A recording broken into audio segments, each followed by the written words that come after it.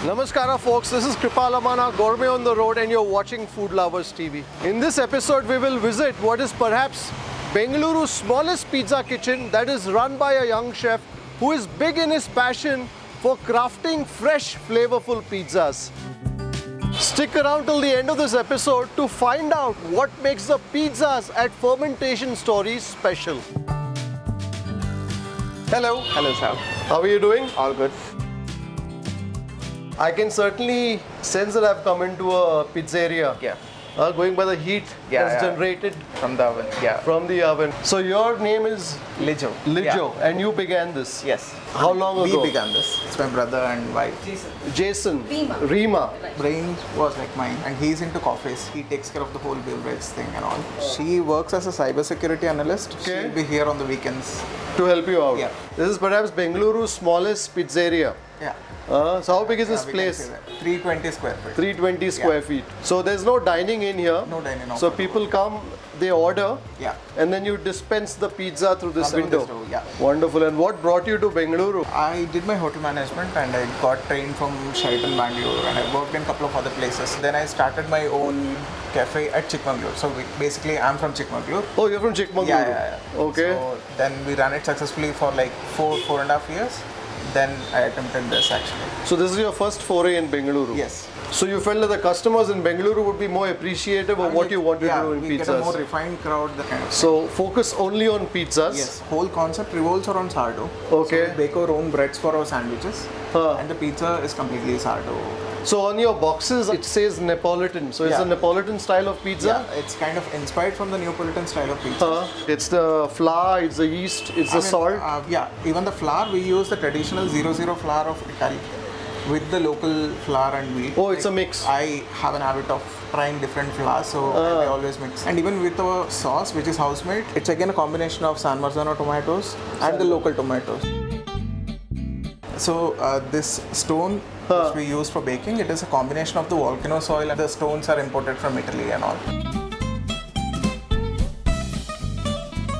Oh, so this is your pizza dough? Yeah. I can smell the sweet aroma of the... Traditionally in Neapolitan pizzas, they say it should not smell so yeasty or sharp or kind of thing. So this is just nice and pleasant. Yeah, so you can see the gluten structure. This adds so much character to the pizza. This was fermented for like close to 1.5 days. Today's Tuesday. This was made on Sunday night. So we make the whole thing and we slow ferment it in the chiller and we leave it outside for a while. So we'll do a mix of both. Depending on the weather. Yeah.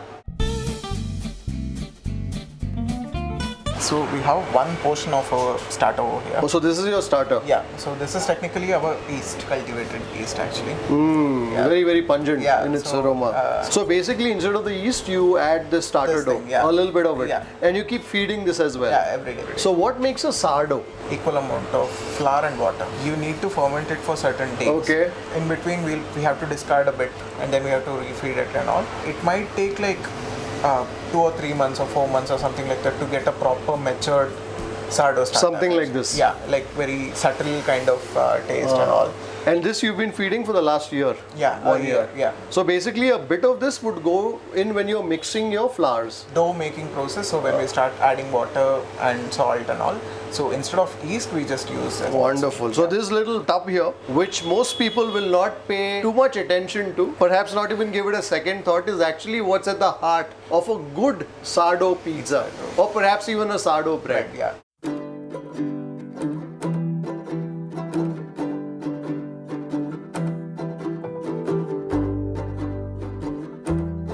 This is our homemade tomato sauce. So this is a combination of 3 tomatoes, the San Marzano tomatoes and the local badami tomato, which is sweet, and the sour tomatoes. Like a naati tomato. Yeah. So you want a bit of the sweetness, you want the pulpiness of the San Marzano. And the tanginess of the naati tomato. Yeah. Fantastic. So how long has this been bubbling here? We normally cook our sauce for like 7 to 8 hours. The local tomatoes tends to leave out so much water. So we want a much thicker sauce kind of thing. So yeah. So how many kilos has actually gone into making this fall This is like altogether 6 kilos. 6 kilos of tomatoes. Yeah. So what makes a good tomato sauce for pizzas? If you look into Neapolitan style, they don't cook the sauce. They just open the can, they hand pulp it with some sea salt. And then it goes in. And then technically they say the sauce has to get cooked with the pizza in the oven. But here you're not doing that. Yeah, so you're also bringing layers of flavor into that. Kind of, yeah. And we add some olive oil, garlic, and salt, pepper, that's all. There's nothing much going in.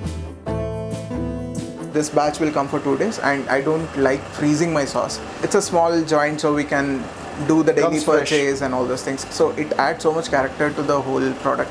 Wonderful. So the meats are fresh, the veggies are fresh. Yeah. The only thing that stays for a couple of days are those dough balls. Allowing them to ferment. Yeah, true. And of course also the tomato sauce allowing for the flavors to deepen, I suppose.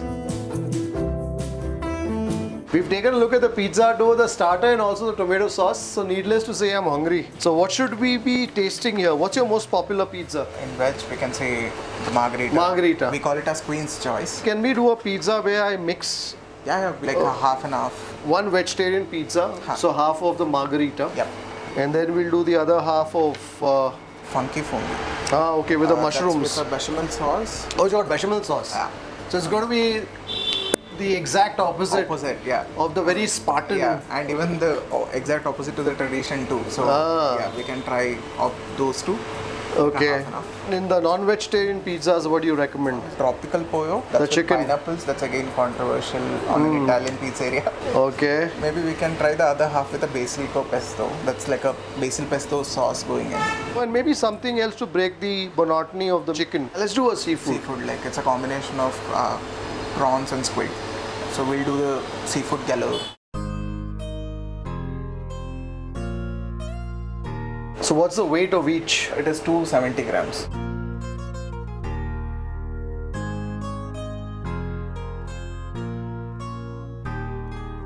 While stretching, we are basically pushing out the air to the edges.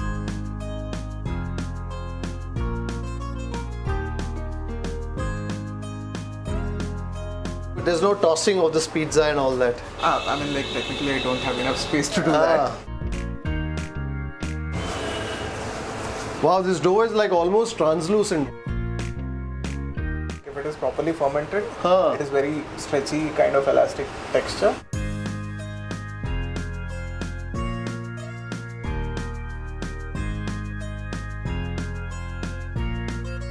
I can smell the garlic and also see the garlic. And what is that? Rosemary actually. Okay.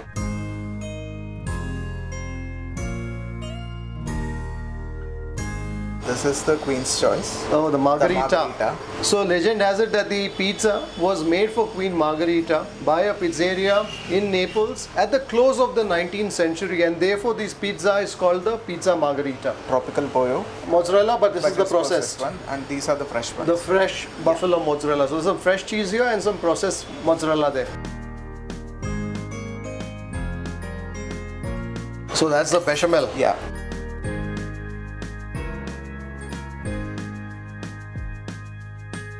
So this is a basil pesto.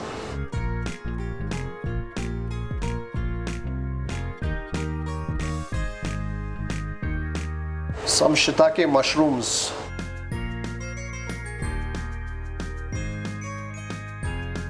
Oh, so this has some green chilies in it too. This is the devil's delight. Yes. And some jalapenos too. Yeah. So I guess the devil likes things spicy.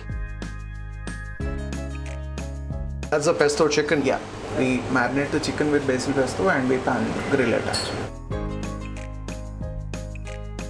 The tropical polo. Okay. Yeah, so it is lightly spiced with some paprika powder, salt and pepper.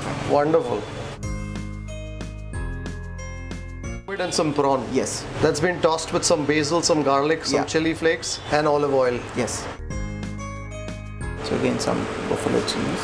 So the buffalo mozzarella goes on everything? Yeah, on all the pizzas. Like I use the combination of both cheeses in all the pizzas. So the buffalo mozzarella gives it that milky sort of a freshness, whereas the processed one gives you that stringy texture. That stringy texture. Okay. Pepper.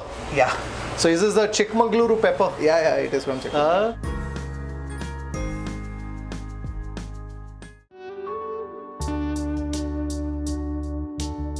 In Neapolitan pizzas, they say like the pizzas has to be cooked in a really high temperature in a very less time. So this is close to 380 to 400 degrees. Cooking time doesn't go more than 90 seconds.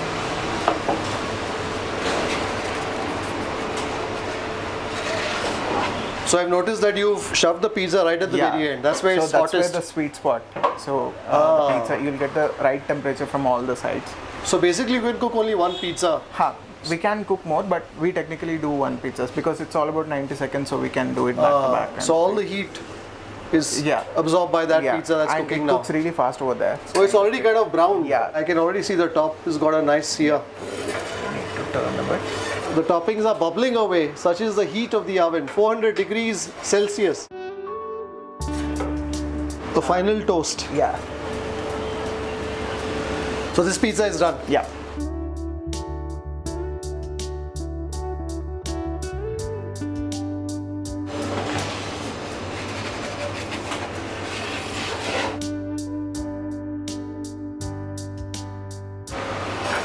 I like the manner in which he's constantly monitoring the pizza to check for its doneness.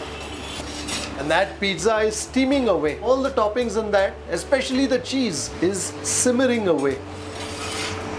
Fantastic.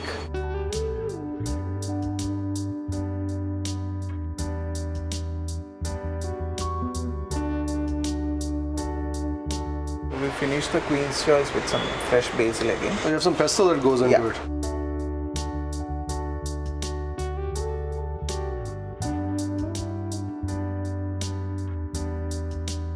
Sun-dried tomatoes. Oh, that's a pineapple compote. Some rocket leaves. Arugula. Truffle cream. Yeah.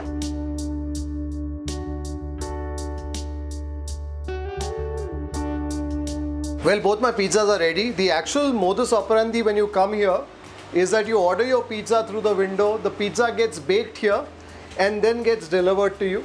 There's a nice little katte there, a seating area with a tree for shade that you can sit and enjoy your pizza. But I'm told most people when they come here, they take their pizza to go. But we are here, the pizza was just made, it's hot, well as hot as it can stay after getting all our shots.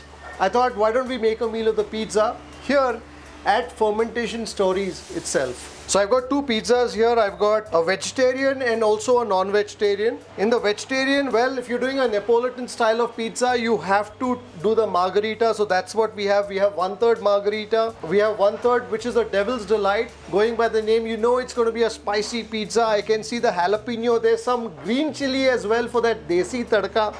And then we have a mushroom, a funky fungi pizza as well. And on the non-vegetarian side, well, we have two versions of chicken. So one is a pesto chicken and then there's a tropical polo. What makes it tropical? Well, there's compote of pineapple that's been smeared on that pizza. And then we have a seafood pizza with the prawn and the squid. Enough said, let's get to the pizzas. I'm going to make a beginning with the margherita. They have made some modifications to the classic margherita. As the old adage goes, when in Rome, therefore some tropicalization has happened of the margherita. There's a bit of pesto too that has gone on top of it, just to kind of, I guess, deliver a little more on the flavor punch quotient.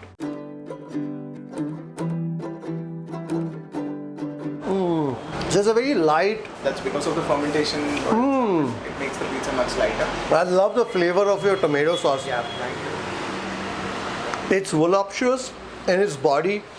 It's got that slight tinge of sweetness, and then very quickly before that sweetness gets to you, you got the acidity of the naati tomato, and then a bit of the piquancy that comes from the basil. So the pesto that you smear is probably not doing much, really. Not doing much. This probably helps round off the flavors. Also, when you're eating a Neapolitan style of pizza, it's a pizza that will be quite light, quite thin around the center and will puff up a bit around the edges because you got the fermentation of the dough. And as Lijjo kneads the dough, he also kind of gets all the air going towards the edges, and that's what you see in a nice bubbly sort of a crusty rim on the pizza. It's already giving me an idea of your sandwiches.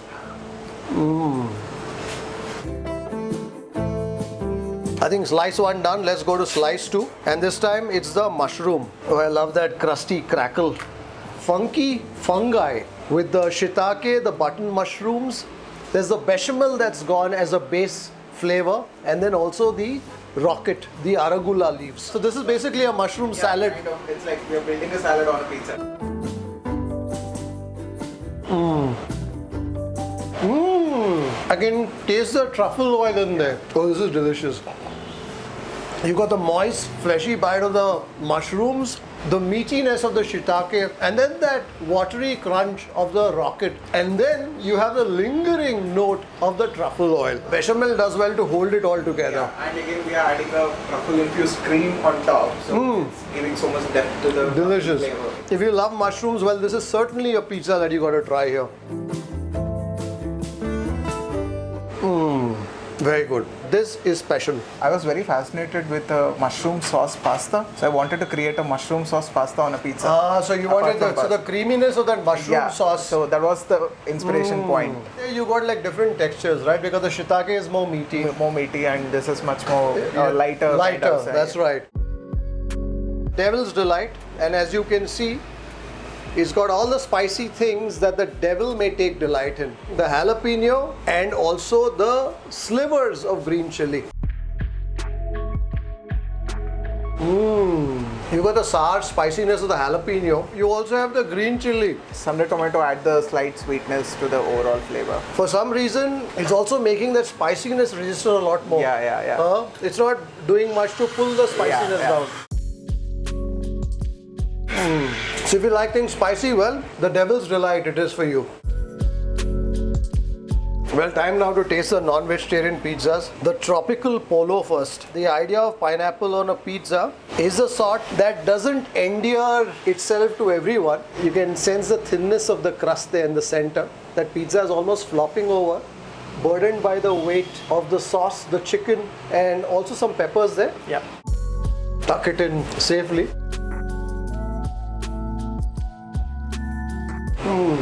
What you're really registering at first is the sweetness of the pineapple in this. Yeah. Right? Also because you've reduced it Yeah. in And that compo. we have added some chilies and pepper to that. It's not just the pineapple sweetness, just to give a umami kind of thing. So Just when you think that's going to overpower your palate, then you're tasting the chicken. Yeah. The chicken is also lightly yeah, spiced. slightly spiced. Yeah. And somewhere in there, the crunch that comes from the pepper. Yeah.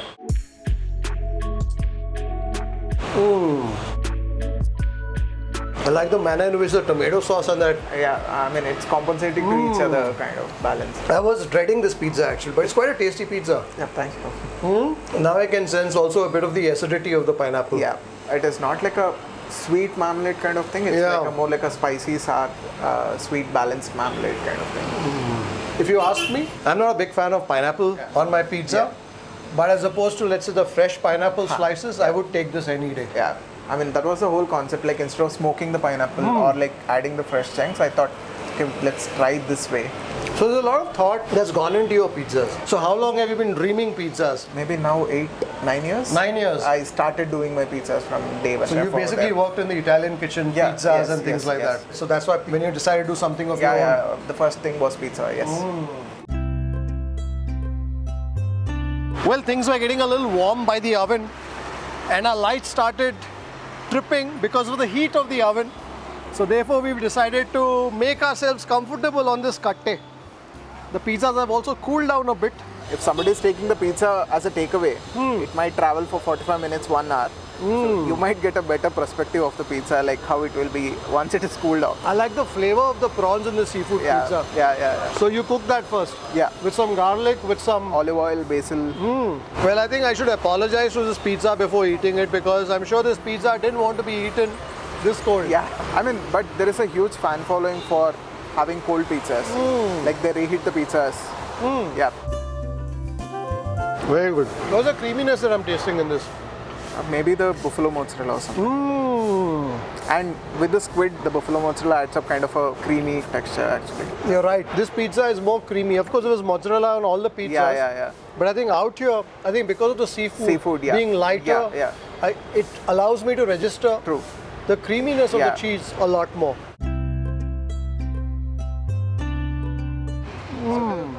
What is the most popular pizza here? Queen's Choice, Devil's Delight. There is one spicy version of a chicken pizza called as Roasted Rhapsody. Roasted Rhapsody? Yeah, I mean that pizza moves out a bit. I mean, that's more like a staple spicy chicken pizza with jalapenos and all those things. I'm really enjoying the creaminess of the mozzarella in this seafood pizza. So are you happy with the business that you do? Yeah, I mean, Lijjo, yes. Yeah, we are doing good. I mean, that was the whole concept was all about cutting down the overheads. So we'll invest on the ingredients what we are getting and sourcing kind of thing. That is making a huge difference on the product what we are delivering actually.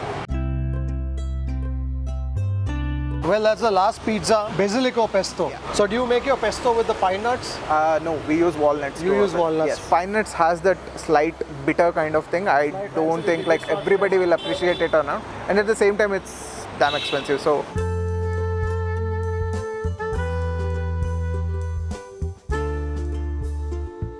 The crust is light. Yeah. But flavor-wise, the pizzas are loaded. Yeah. Right? Yeah. So there's a lot happening in every pizza. Yeah, I mean like so much detailing and so much elements are going on like each and every pizza kind of thing. So the pizzas out here are certainly not your minimalist sort of pizzas. If you're expecting to find that, well, this is not it. For instance, this basilico pesto has everything from the pesto sauce to the chicken to the sun-dried tomato, the bell peppers, the onions. It's a pizza that's quite loaded. And because of the fact that the pizzas are not minimalistic in flavors or topping, it's also the sort of pizza that one relishes even when it's not piping hot. If somebody is appreciating this pizza when they're liking it, when they're taking it home, then they definitely like it over here when it is hot. So everything we aim for a takeaway. Even the dough, it should not get like very soggy. It should slightly become crispier when it is travel and all. So connecting the dots was like a major challenge we had at the beginning, but like right now we are kind of sorted, like it's working out well. And as I come to the edge of your pizza slice, Yeah. I'm tasting the breadiness of the dough. Yeah. And therefore, I'm also planning my next visit here to taste some of the sandwiches on offer.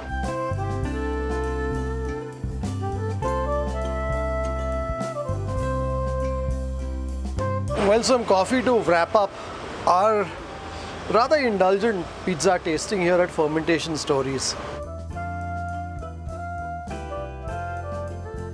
Good coffee. Very good. Thank you, sir. Oh, so these are the coffee beans. Yeah. Even those coffees are. So it's like a medium roast. Yeah. What about this one? This bean? That's again the same roast. It's of the same thing, but it is not blended with it. I'll tap.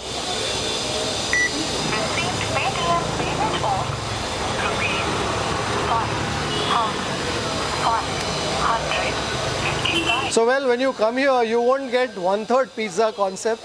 You'll get a 1/2. So please don't tell them that kripal amanna ate it, so why can't we eat one? I guess it becomes difficult for them to. It makes the pizza more messier. It makes the pizza messier. As for me, I don't mind it because I'm a guinea pig, and it's all because of a higher service, so that you know the flavors that we can taste here. I'm enjoying the coffee too as much as the pizza, so it tells you that they're serious about things out here. I've met Lijjo for the first time today, but I must confess I'm quite taken in by the passion that he has for pizzas. He's been associated with Italian cuisine for the last 7 or 8 years, and the level of thinking that he puts into every combination on his pizza certainly reflects that. So if you want to taste pizzas that are baked with a lot of passion, pizzas that are delicious, interesting and fresh, definitely find your way here to Fermentation Stories in Koramangala. I've tasted 2 pizzas, but I've tasted 6 combinations, and I must confess, I'm having a tough time trying to figure out which one I enjoyed the most. You'll find all details, including the address and Google Maps coordinates in the description below. Until the next time, take care, stay safe, stay strong, happy eating and drinking.